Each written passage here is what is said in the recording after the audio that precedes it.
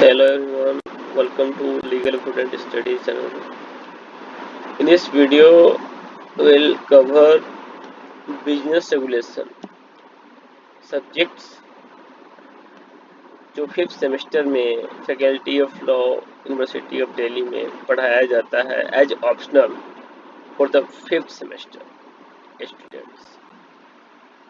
So the term business regulation denotes that business को regulate करना है. The business needs to conduct within that certain norms and follow specific criteria in order to ensure that other aspects of the society and stakeholders are not compromised.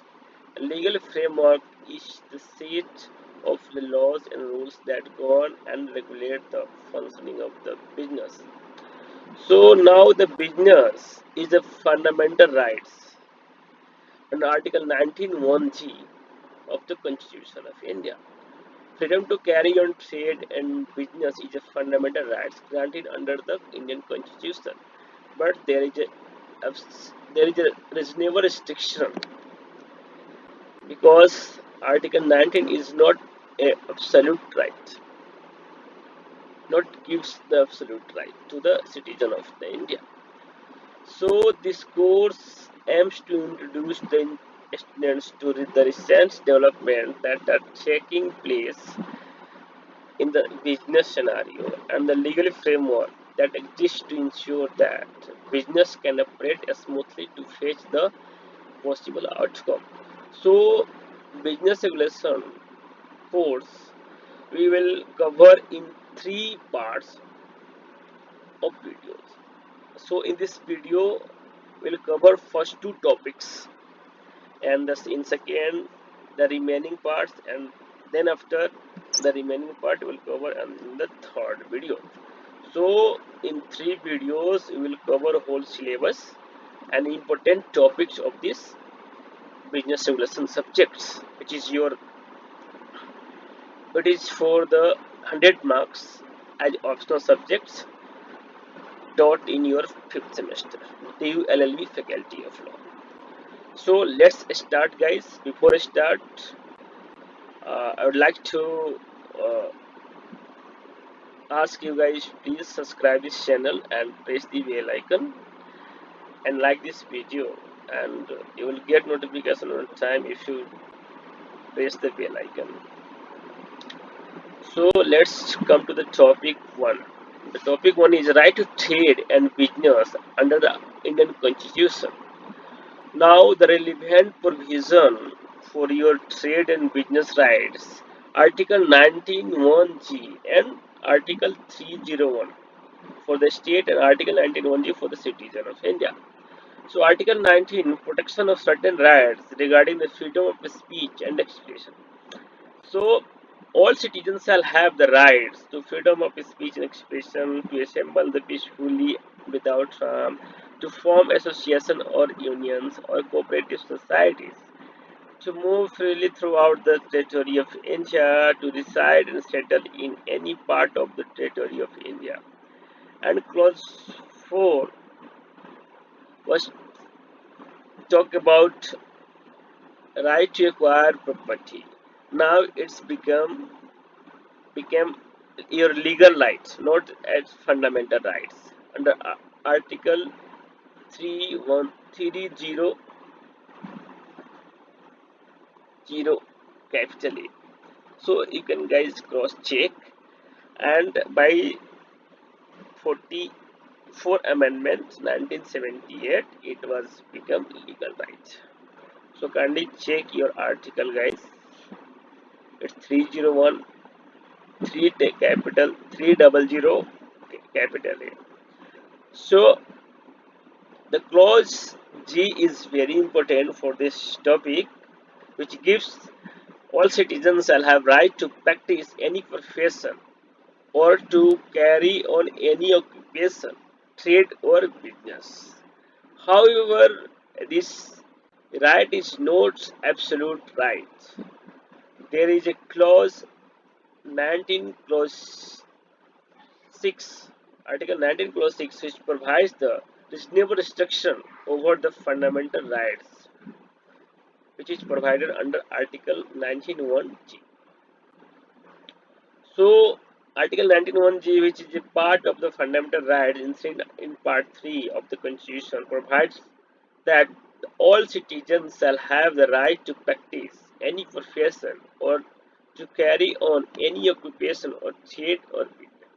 Expression right to practice any profession or to carry on any occupation, trade or business means right to practice any profession or to carry on any occupation, trade or business which can be legitimately pursued in a civilized society, which was asserted in the Khode Distillery Limited versus State of Karnataka 1955, is a landmark judgment we'll discuss in detail further. So the word any used in Article 19(1)(g) means that right granted by this article ensure full and complete freedom to adopt any profession, to carry on any occupation, to carry any trade or to carry any business. The object of using for analogous and overlapping the word in Article 19(1)(g) is to make the granted right as comprehensive as possible, to include all avenues and modes through which a man earns his livelihood. In a nutshell, the grantee takes into its fold an activity carried on by a citizen of India to earn his living. So now come to the Article 301, freedom of trade, commerce and intercourse. Freedom of trade, commerce, intercourse, which is provided under Articles 301 to 307, the relevant provision related to the freedom of trade, commerce, and intercourse. Under Part 13 of the Constitution of India contains provision relating to the freedom of trade, commerce, and intercourse within the territory of India. Article 301 states that the subject to the provision of this part, that is the Part 13, trade, commerce, and intercourse throughout the territory of India shall be free. The opening words of Article 301 are very significant. The doctrine of freedom of trade, commerce, and intercourse enunciated by this article is not subject to the other provision of the Constitution but is made subject only to the other provisions of the Part 3, that is Article 302 to 305. The freedom emphasized in Article 30 is subject to the, that is Article 302, Article 303, Article 304, Article 305. You may guys refer your Constitution of India for these particular two articles. So now what is the relationship between Article 1, this is Article small g. So guys, you may correct this one. Let me correct.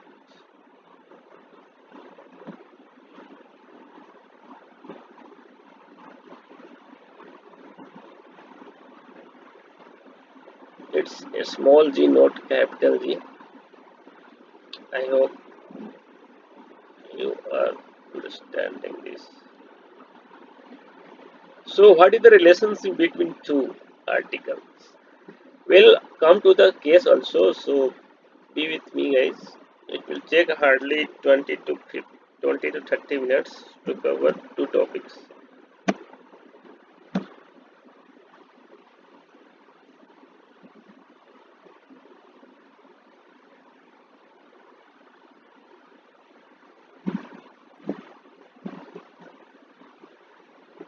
Okay, so what is the relationship between these two articles, Article 19(1)(g) and Article 301 of the Constitution of India? In the state of Bombay versus RMDC, Chamar Bangwala, 1957 Supreme Court, Chief Justice Das observed that Article 19(1)(g) and Article 301 are the two facets of the same thing. The freedom of trade Article 19(1)(g) looks at the matter from the point of view of the individual citizen and protect their individual rights to carry on their trade or business. Article Other side, Article 301 looks at the matter from the point of the view of the country's trade, the state's trades and commerce as a whole. So, as distinct from the individual interests of the citizen and related to the trade, commerce, and intercourse within the states. So, in Motilal versus State of Uttar Pradesh, 1951, Allahabad, the court observed that Article 91 lays down the rights of the citizen, while the Article 301 deals with the how the trade, commerce, and intercourse are to be carried on between one place to another. But that is, it talks about the states. So, doctrine of res extra commercium, what is the meaning that outside the commerce? The doctrine of res extra commercium is a Roman law doctrine that translates to things outside commerce, meaning it is not permissible to trade or commerce as your fundamental rights. So this is comes out the provision which trace the provision of Article 19(6), which talks about the reasonable restriction. So it can refer to trade or business that is prohibited, such as lottery, trading in liquor, and potable liquor that is the injurious to health. It can also refer to area beyond the national border, such as space and the seabed. In India, the doctrine was introduced by the Justice Das in the state of Bombay versus RMD Chamar Bagwala to restrict the scope of the freedom of trade and commerce, which is the fundamental rights granted under the Article 19(1)(g) of the Constitution of India. The doctrine seeks to exclude certain activities from the ambit of the freedom of trade and the profession granted under Article 19(1)(g) and Article 301 Constitution of India. For example, the Supreme Court has held that a citizen has no fundamental right to trade or business in intoxication liquor, and the trade or the business in such liquors can be completely prohibited. The court noted that Code cakes, the concept of res extra commercium came to be applied on the business of manufacturers and trade of the notable liquor. Now come to the leading case, which is mentioned about the case made. The first one is Code Distilleries Limited versus State of Karnataka 1995. Supreme court का case है. इस case में ये पाया गया the trade and business in liquor for the human consumption is res extra commercium that is outside the commerce.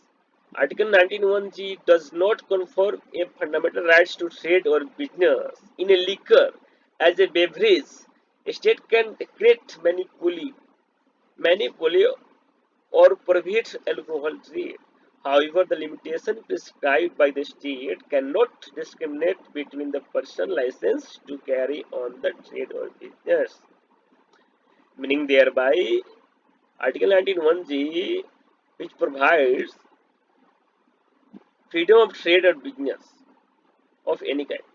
But under Article 19 clause 6, which provide reasonable restriction, as this line says that trade or business in liquor for the human consumption is res extra commercium, that is outside the commerce, okay, which is detrimental to your public health.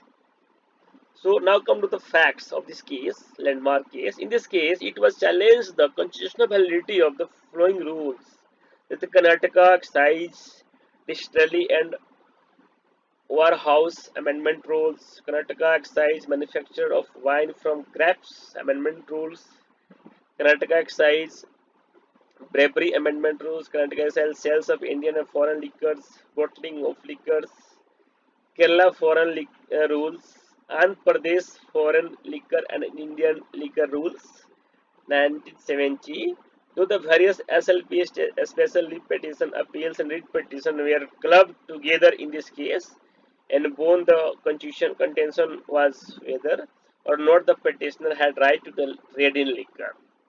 So the main issue was whether there existed fundamental rights to carry in trade in liquor, whether a monopoly for manufacture, trade or business in liquor can be created in favor of a state, whether reasonable restriction under Article 19 Clause 6 of the Constitution of India can be placed only by an act of legislature or through the subordinate legislature as well.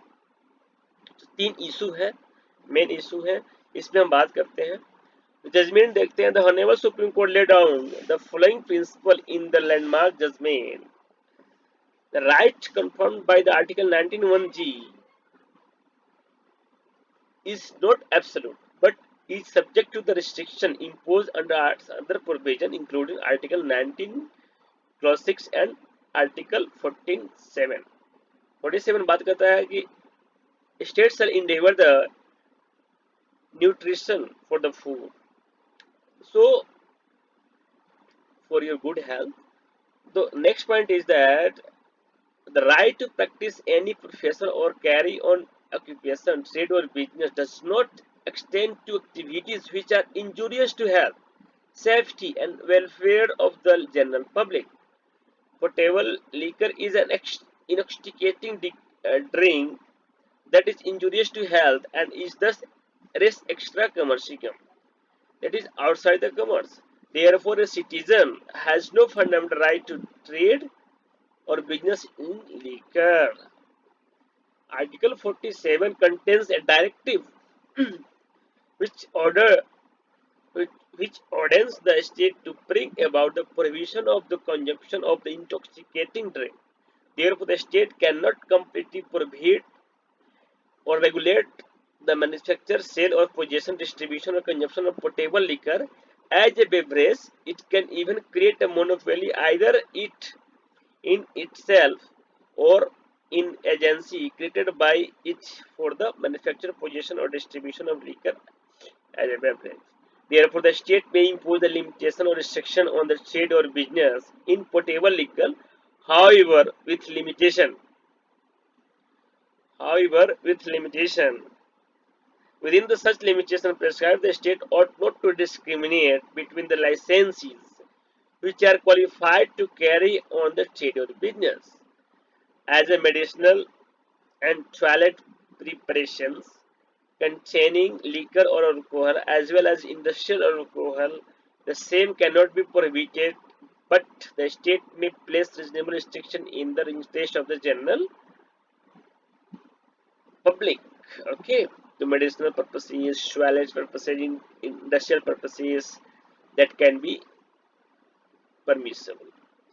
So the next question is, sorry, next case is BR Enterprises versus State of UP and others.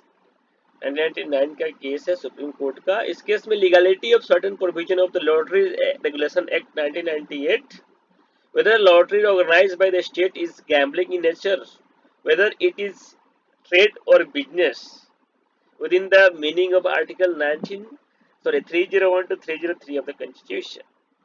So lottery को लेकर एक case था, BR enterprises versus state of UP and others.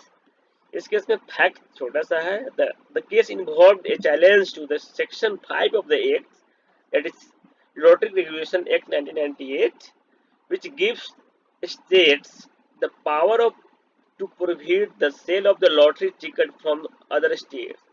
The challenge was based on the argument that this power would violate the Article 301 and 303 of the Constitution, which protects free trade by impeding the movement of vehicles and taxation. Issue was whether the lottery is a trade or business within the meaning of Article 301 to 303 of the Constitution of India, whether lottery organized by the state is gambling or a game of chance. So, observation decision of the court, it was held that lottery is a game of chance and it's not a business or trade, rather it is in the nature of the res extra commercium. The Supreme Court also held that while interpreting the Section 5 of the Lotteries Act 1998, that a state could not exclude other states from its own lottery. Either the state has to declare itself as a lottery-free zone or to permit lotteries from other states. The court ruled that the power could only be exercised if the state also prohibit its own lottery, otherwise it would be discriminatory. The court held that so far as the lotteries are concerned, it can neither be denied nor has been denied that the lottery are from the gambling form of the gambling. This court in RMD Chamarwala case held that the gambling activities are its very nature in sense extra commercial. It was considered that the lottery as gambling, and even where such lotteries were permitted under the regulating power of the state, but were not given the statute of the trade and the commerce.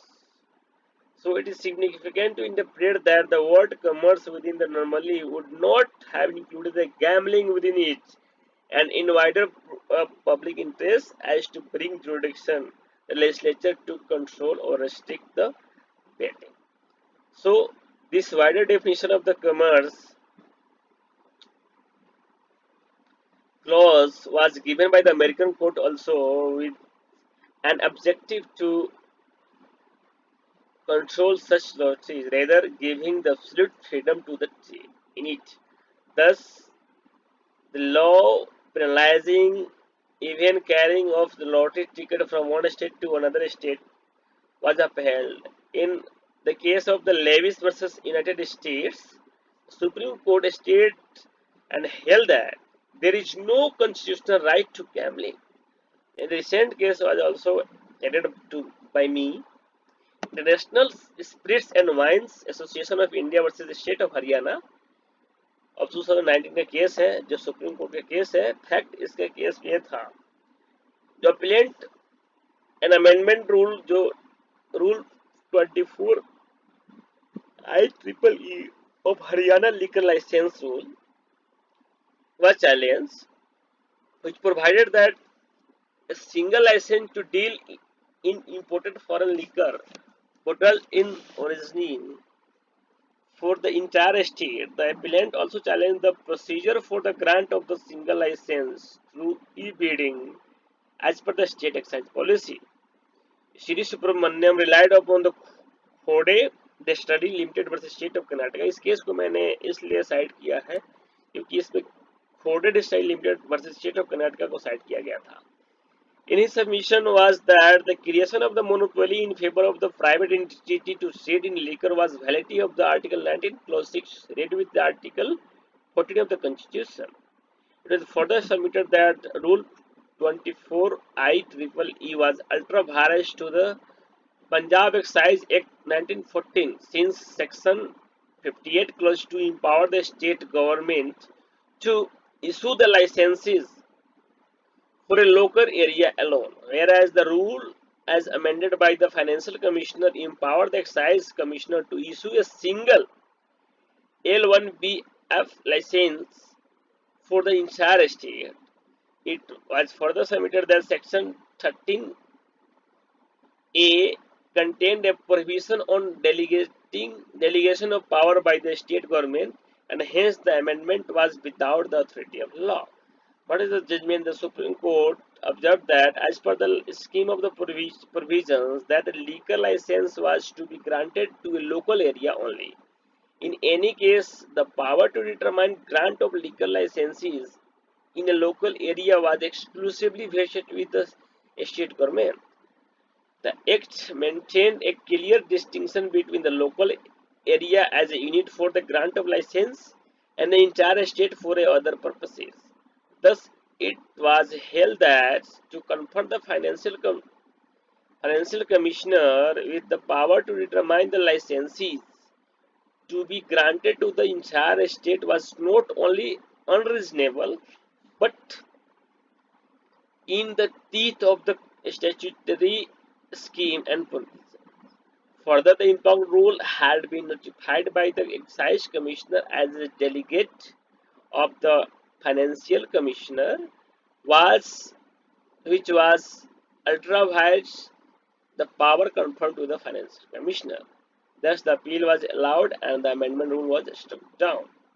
What is the conclusion to these two cases? That presently no citizen has power, fundamental rights to trade the liquor.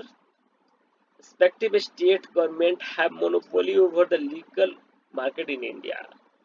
It is a billion-dollar industry in India, hence almost inseparably necessary available. Nevertheless, if the respective government implements the liquor rules well, then there may be a chance to balance the increase of the both people who favor and condemn the right to liquor.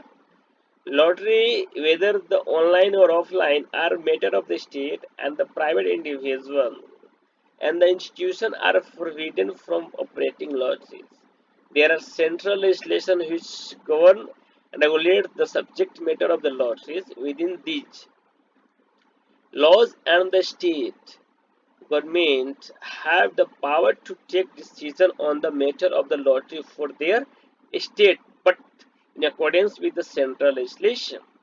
Nonetheless, the online international lottery is open to Indian players and not subject to the restriction of the laws of the land. There are multiple legislation which include the subject matter of the lottery under the purview of the instance. For instance, the Indian Contract Act and the Indian Penal Code. You may guys refer the section 13 of the Indian Contract Act, which talk about the wagering contract is what. So now come to the topic B of topic 1. Talks about the reasonable restriction in the public insects related to the provision Article 19 Clause 6. So reasonable restriction in public insects, however, the right to carry on trade, profession or business is not absolute right. It can be restricted and regulated by the authority of in law. Thus, the state can, under Article 19, Clause 6, make the any law which is for the interest of the public. So, meaning of reasonable restriction under Article 19, Clause 6. The expression reasonable restriction has not been defined in the Constitution of India, and no absolute definition of the expression reasonable restriction is possible. So, in general sense, the expression reasonable restriction connotes that limitation imposed on a person in enjoyment of rights should not be arbitrary and of an excessive nature, beyond what is required in the interest of the public, which can be permissible under the purview of the reasonable restriction, which is imposed by the state in different clauses of 19 clause 2, 3, 4, 5, 6. So the wording of Article 19 clause 6, nothing in this subsection clause G of the said clause shall affect the operation of any existing law insofar as to impose or prevent the state from the making any law imposing in conferred by the said sub clause, and in particular nothing in the said clause shall affect the opinion of any existing law insofar as it relates to or prevent the state from the making any law relating to the professional or technical qualifications necessary for the practicing any professions or carrying on any occupation, trade or business. The carrying on the state or in or by the corporation owned or controlled by the state of the any trade, business, industry or the service whether to the exclusion complete or partial of the citizen or otherwise. So, Article 19, Clause 6 of the Constitution makes threefold provision by way of the exception to the to or limitation upon Article 19(1)(g. Have to guys mention here. Yeah. So, in the first place, it empowers the state to impose a reasonable restriction upon the freedom of trade, business, occupation, or the profession in respect of interest of the general public. In second place, it empowers the state to prescribe the professional and technical qualifications it's necessary for the practicing any profession or carrying on any trade, occupation, or business. Thirdly, it enables the state to carry on any trade or business either by itself or through a corporation owned or controlled by the state or to exclusion of the private citizen wholly or in part.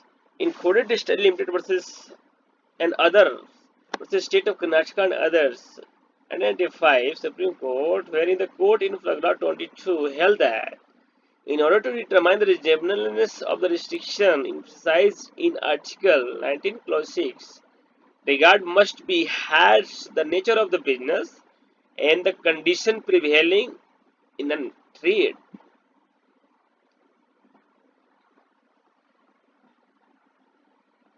These factors would differ from trade to trade.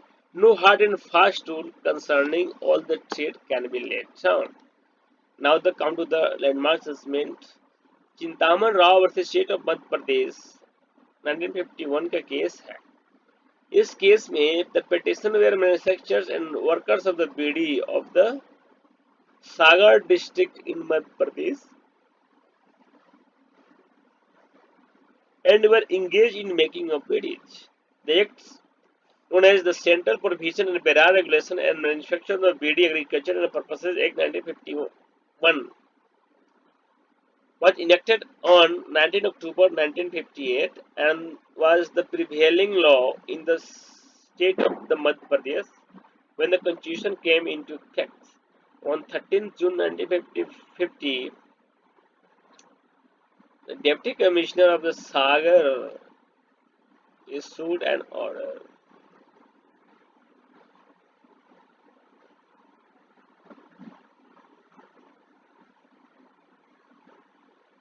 from the practicing in manufacturing the beads. Okay, so a few order, any order.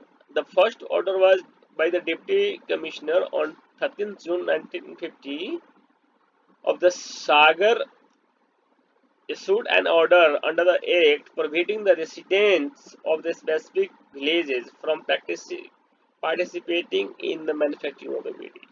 Any order identical in terms was issued on 26th or 29th September 1950 for the upcoming agriculture season from 8th October to the 18th October 1950.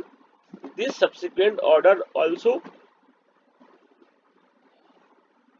challenged and contested through a supplementary petition before the Supreme Court.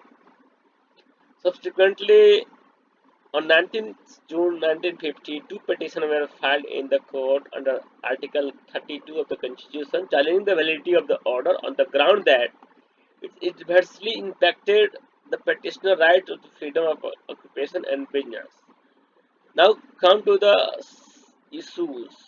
Whether the state acts which totally prohibit the carrying on the business of manufacturers of the BDs within the agricultural season amounts to a general restriction on the fundamental rights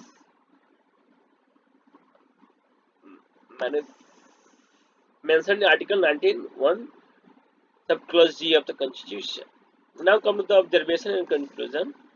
At para 6, the reasonable restriction was defined connotes that the limitation imposed on the person is enjoyment of rights not be arbitrary and excessive in nature.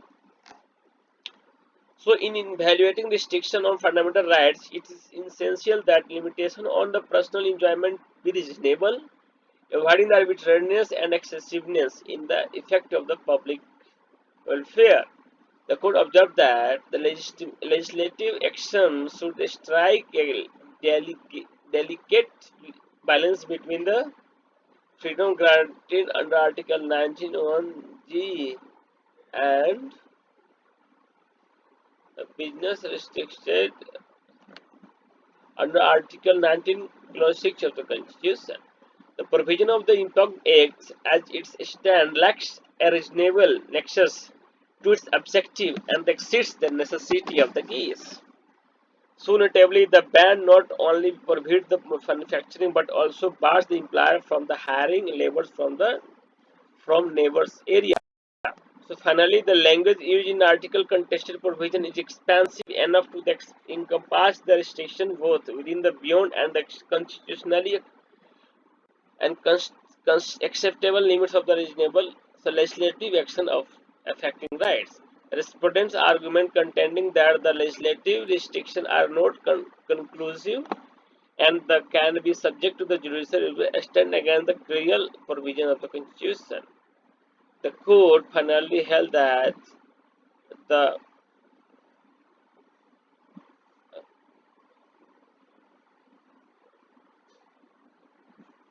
The court finally held that the act failed to meet the standards of reasonableness, rendering it is constitutionally void. Consequently, the order issued by the Deputy Commissioner on 13th June 1950 and 26th September 1950 were declared void and inoperative and ineffective. The next case is Narendra Kumar versus state of India sorry union of India 1960 का case है. The fact of the case is that on different dates before 13 April 1958, the petitioner entered into context of the purchase of the copper with the importers at the Bombay Calcutta.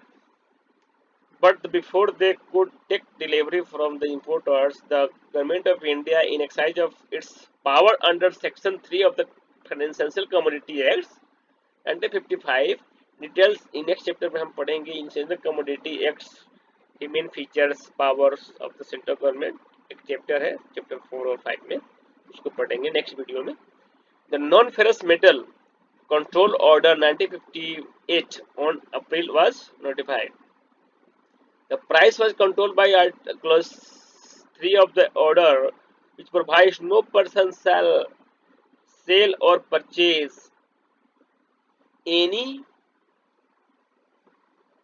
metal at a price which exceeds the amount presented by the additional of the 31/2% of its landed cost, while clause 4 provides that no person shall acquire any non-ferrous metal except under and in accordance with the permit issued in this behalf by the control of the following such principle as the central government may from time to time specify. So clause 5, clause 6 of the order made it obligated to the importer to notify qualities of the non-ferrous metal, and the last clause confirmed the power of central government to enter and search any premises to inspect any book or a document and to seize any non-ferrous metal in the said premises. So come to the issue. Before issue, no such principle as provided under clause 4 of the order, however, were published in the Gazette or laid before the two House of the Parliament.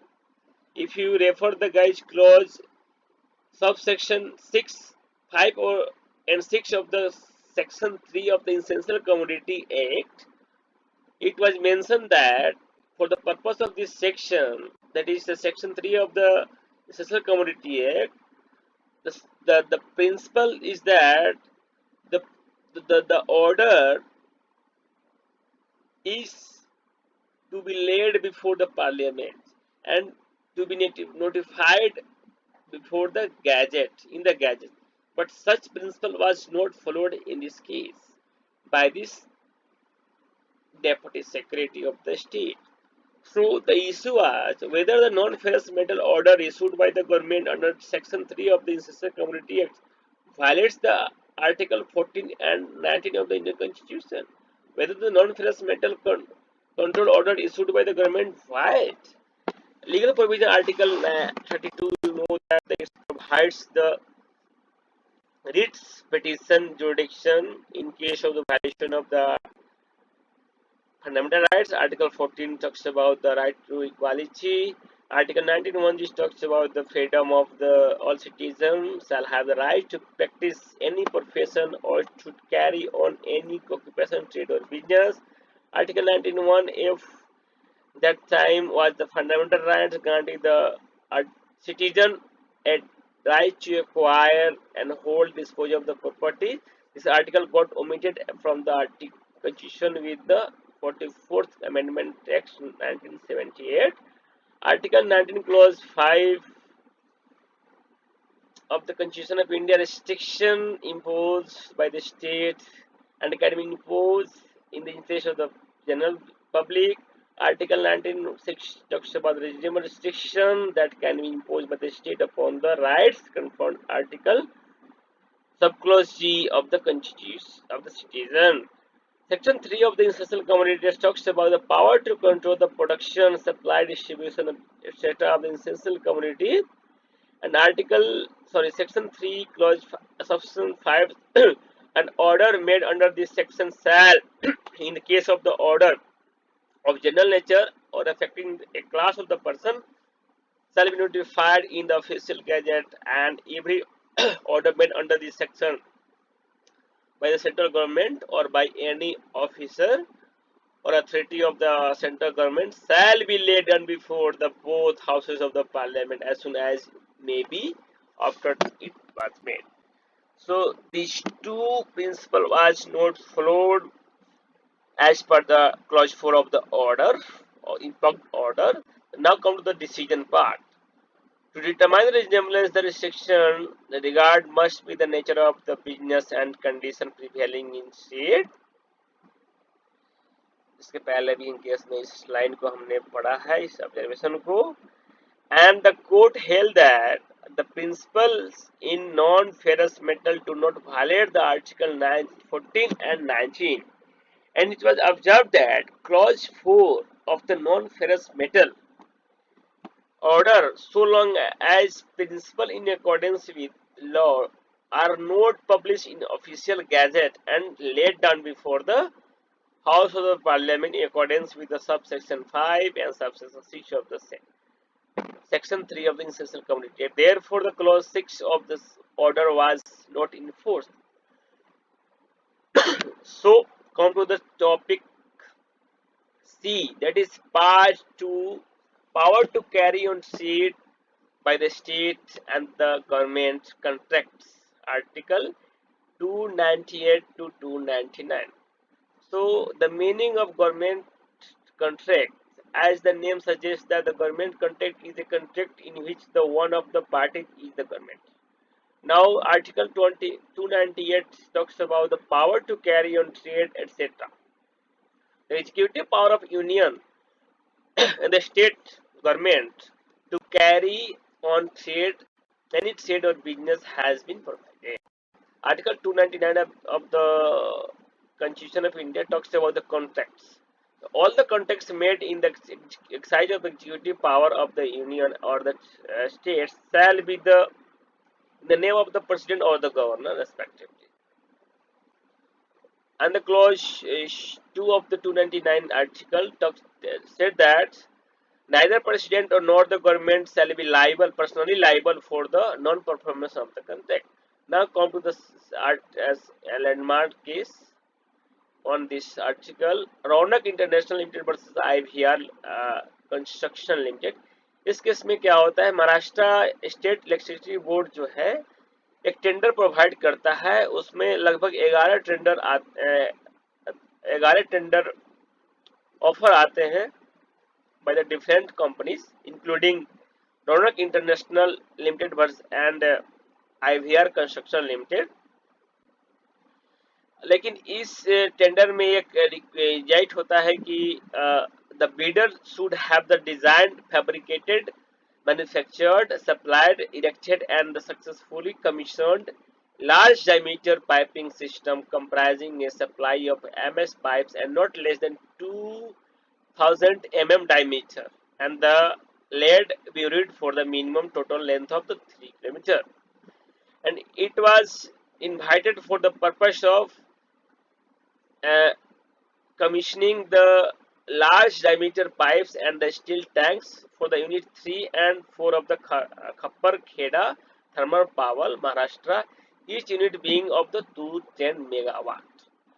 So the plant Maharashtra State Electricity Board received the tender from the uh, 11 bidders, including the Miss IVR Construction Limited and the Miss Ronak International Limited. However, the Miss Ronak International Limited, though not meeting the qualifying requirements, had done the CV piping up to 10 meter minute unit.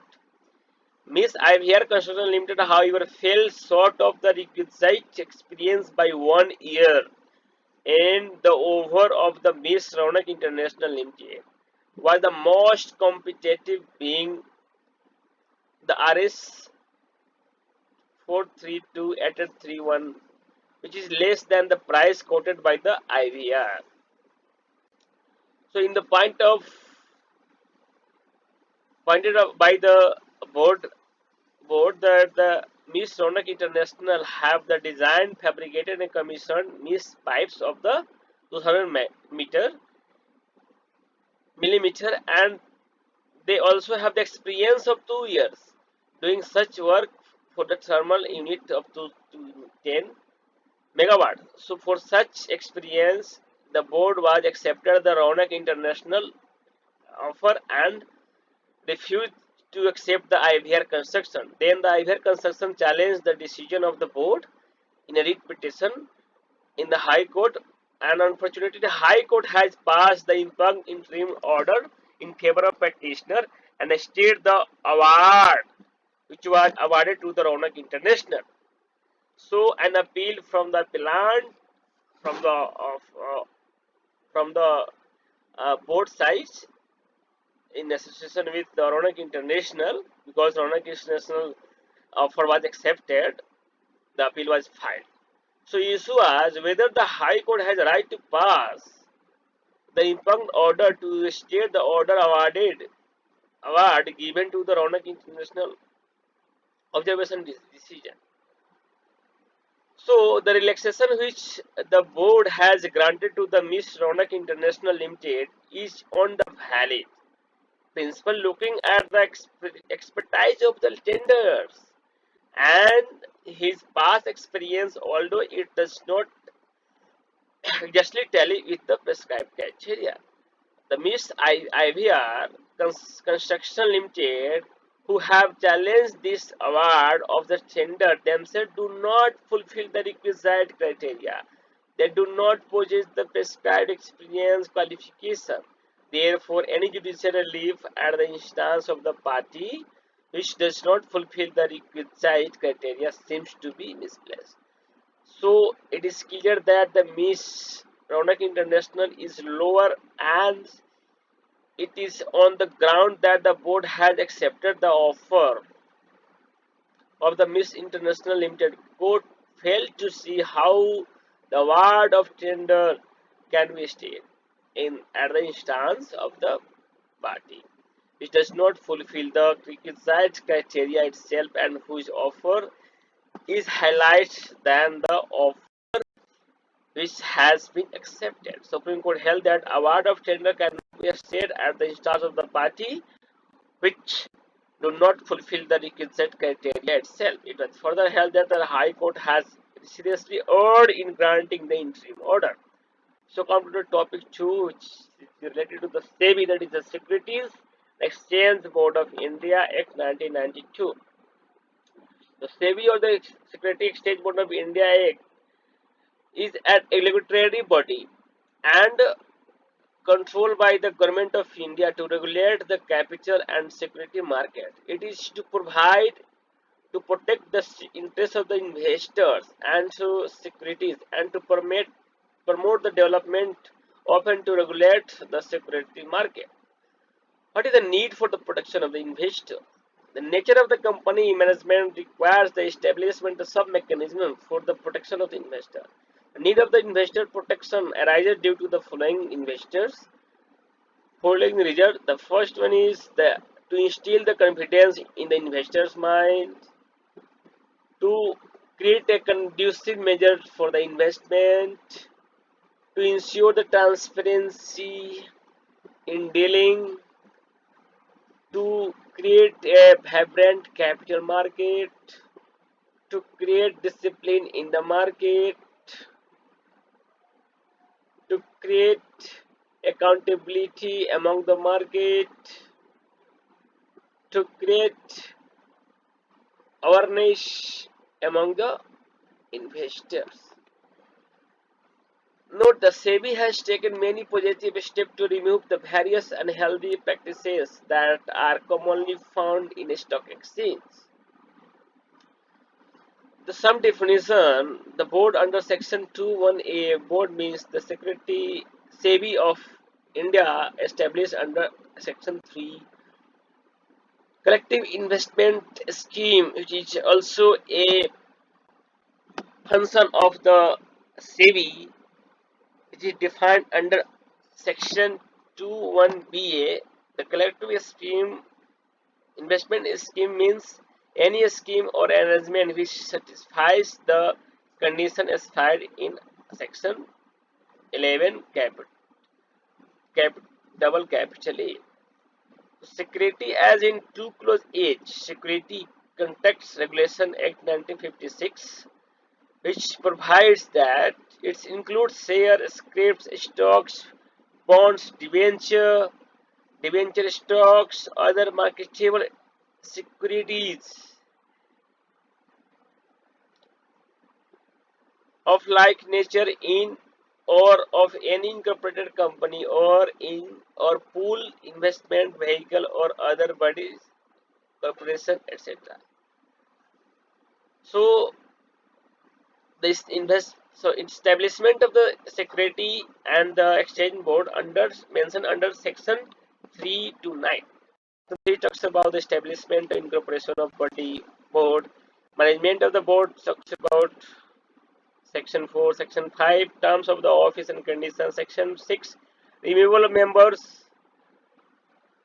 Removal of members. Section 7, meetings. Section 7, capital A, meeting members are not to be participate in meetings in certain cases. Section 8, vacancies, etc. Section 9, office and employees of the board. So, power and function of the board is very important, and on this provisions, our case is relevant. Which is case is Sahara India Real Estate versus SEBI. सो फटाफट इस provision को conclude करते हैं, then case करते हैं, then आपका syllabus topic 1 and topic 2 खत्म हो जाएगा. What is the function and power of the SEBI, which is provided under chapter 4 of the SEBI Act 1992? The function of the Act: it shall be the duty of the board to protect the interests of the investors in securities and to promote the development of and to regulate the securities market by such measures as it thinks fit. To prevent the insider trading, to check the price rigging, to promote the fair and practice, to provide the awareness, financial education for the investors. The section 11 capital A talks about the board to regulate or prohibit the issues of the prospectus. and offer the document and the advertisement soliciting the money for the issue of the securities. Section 11 Capital A talks about the collective investment scheme. SEBI regulates the overseas collective investment schemes in India to ensure the investor protection and maintain the market integrity. Section 11B Power to issue direction and levy the penalty. Clause 1 talks about Subsection 1 talks about SEBI has the power to issue the direction and levy the penalty under Section 11 capital B of the Act 1992. SEBI can issue the direction for the following reasons: for protection of investors' interests, to ensure the orderly development of the security, to to prevent the stock brokerage brokers, intermediaries, sub-brokers, and share transfer agents from the conducting their affairs in a way that harms investors or the securities market. To ensure that the intermediaries and individuals are properly managed. Section 11 capital B clause subsection 2. The board may, by an order for reason of to be recorded in writing, levy the penalty under section 15A to 15HB after the holding an inquiry in the prescribed manner.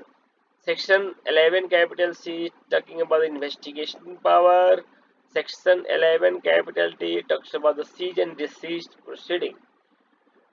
SEBI provision of insider trading amendment regulation 2018, which provide the much needed clarity on the sharing of the unpublished price investment information. It is insert EPSI for the limiting limiting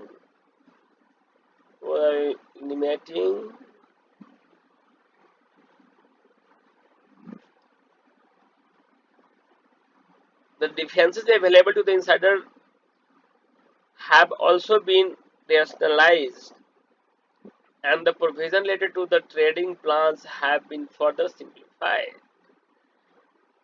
So now come to the powers, SEBI's power over the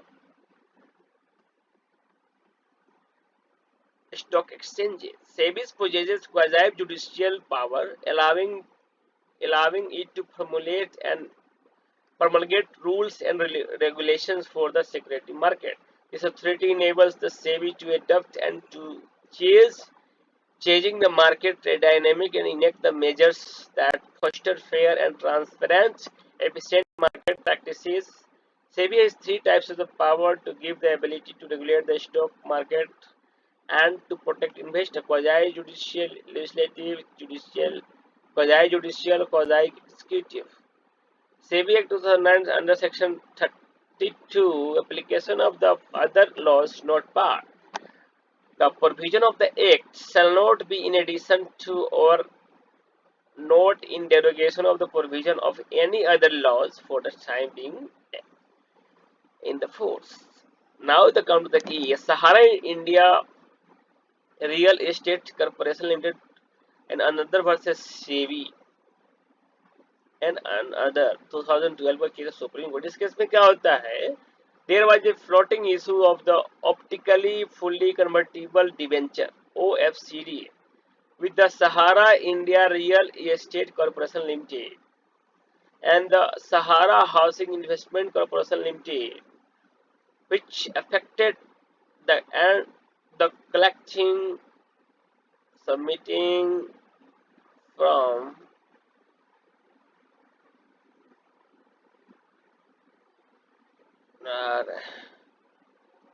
now the company backed roughly 17,656 crore during the period. The whole amount was collected in the name of the private placement from the 30 million investors without fulfilling the requirement needed to comply with the public offering of the securities.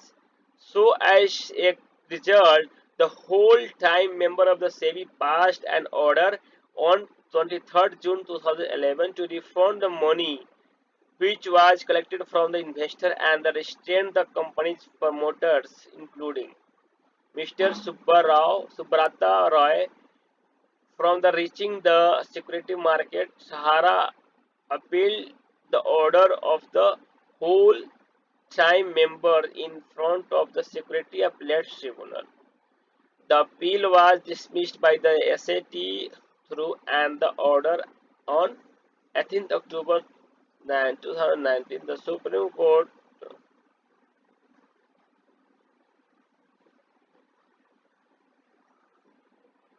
Court said appeal was dismissed and the set though an order 18 October 2011. In the end, Sara appealed in the front of the Supreme Court against the said order. There was many issues raised while the Supreme Court was interpreting the various provisions of the SEBI Act and the regulations of 1956. The first issue was whether the SEBI has its jurisdiction over this matter under Section 11, 11A, 11B of the SEBI Act and Section 55 capital A of the Companies Act, or this matter comes under the Ministry of the Corporate Affairs. The Supreme Court held that SEBI does have power to investigate and adjudicate this matter. The SEBI Act is a special law bestowing the SEBI with a special power to investigate and adjudicate to the protection the interest of the investor. Section 32 of the Act says that the provision of the Act shall be in addition to and not in derogation of the provision of the any other law, and analogous to the such act, such other law, and should be read and harmoniously, and there is no complaint of the jurisdiction between the MC and the SEBI. The Supreme Court also laid down that the objective for the enactment of the SEBI Act and the inserted section 55 of the Company Act to be provide the special power of the SEBI in the matters of return to the transfer of the security. The Supreme Court advised the SEBI has the jurisdiction to administer the listed public company in the matter related to the transfer of securities. The the issue second was whether the hybrid optically OFCD, that is optically fully convertible debenture, comes under the category of the security as defined under the Companies Act, SEBI Act, or the SCRA, to allow the SEBI to have the jurisdiction to investigate the case. The Supreme Court stated that the OFCD, that is optically fully convertible debenture issued by the companies, are in nature of the hybrid instrument. So does not come under the security within the definition provided under the Companies Act, SEBI Act, and the SCRA. As the definition of security provided under 2H of the SCRA contain marketable security rather than the hybrid security. So the security 2000.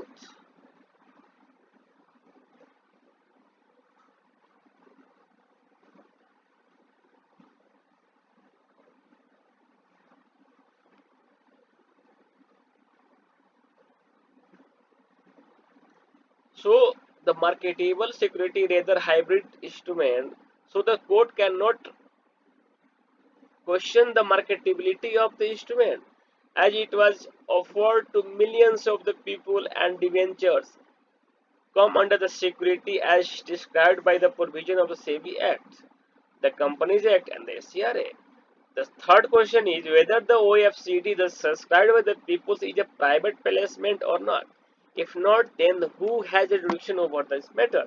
The Supreme Court described the intention of the court of this intention of the companies was so OFCD as of the public placement, but they don't act like that when the offer to make that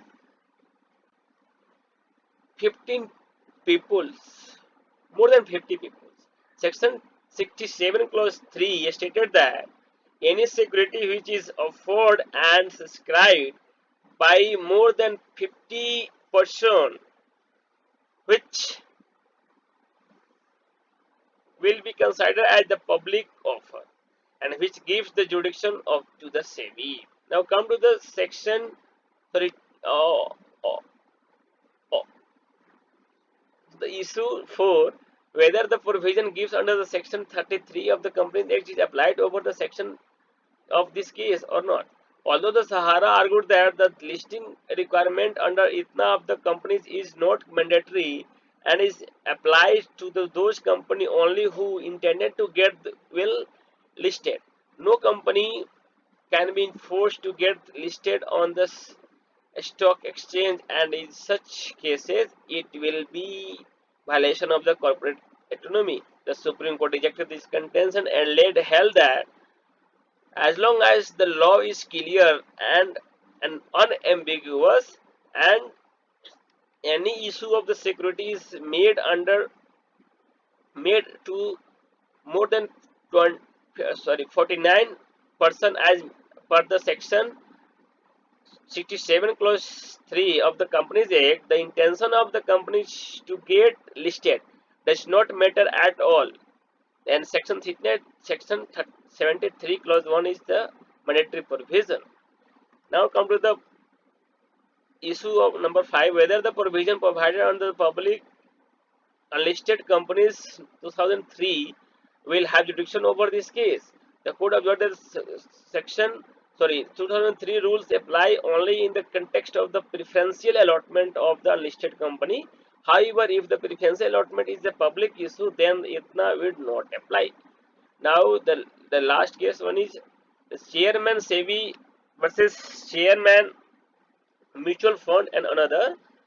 इस case में क्या होता है, the respondent Shriram was the mutual fund. The provision made by the SEBI prohibited a mutual fund from the dealing with the stock brokers beyond 5% of its aggregate sales or purchase. It was admitted that the fact that in 12 instances Shriram violates the limit. The penalty was levied of 5 lakhs. Shriram pleaded before the SAT and the appellant did not appear before the Supreme Court. That the violation was not intentional and there were certain genuine circumstances that required them to deal with the such brokers beyond the maximum limit. The SAT set aside the order of penalty on the purported ground that the penalty to be imposed for the failure to perform a statutory obligation is a matter of discretion. The tribunal has held that the penalty is warranted by the quantum which has been decided by taking into consideration the factor stated in section 15 capital J. Issue whether the tribunal was justified in allowing the appeal of the respondent herein and that the whether once it is conclusively established that the mutual fund has violated the terms of the certificate of registration and statutory regulation, that is the SEBI of the regulation 1996. A decision, the SEBI Act and the regulation are intended to regulate the security market and related to the aspect of an imposition of the penalty and to given the facts and the circumstances of the case cannot be tested to the ground of the no mens rea no penalty. For the breaches of the provision of SEBI Act and the regulation which are civil in nature, mens rea is not essential. On particular facts and circumstances of the case, the proper exercise of the judicial or the judicial discretion in is a must, but not on a foundation that the mens rea is essential to impose the penalty in each and every breach of the provision of the SEBI Act. The penalty is attracted as soon as the contravention of the statutory obligation as the contemplated by this act and the regulation is established, and hence the intention of the parties committing such violation becomes wholly irrelevant. Now the conclusion, so the SEBI strongly believes that the investor are the soul of the security market and they need to be protected. The investment interest of the investor for the development of the capital market. The SEBI deals with all the policies and regulations of the market. SEBI also signed a contract with the International Organization of the Security Commission and allow its member to maintain the regulation checks for the cross borders misconduct in their respective jurisdiction. This case is considered as the landmark judgment in the India's corporate landscape as it helps in preventing the war between the MC and the SEBI. So thank you so much. These were the two topics which I covered in this video within 1 hour and 10 minutes. I hope these two topics will help to score you guys 35 marks out of 20 if you draft well and write well your answer. So these two topics covers 40 marks, 20 marks each. So guys, rest 60 marks will cover in next two videos. I hope this video will help you guys to understand the meaning of the business and trade provided under Article 19 and 301 and the disagreement restriction under the said provision. So thank you so much for watching this video. Please like, subscribe and share this video to your colleague. Thank you so much.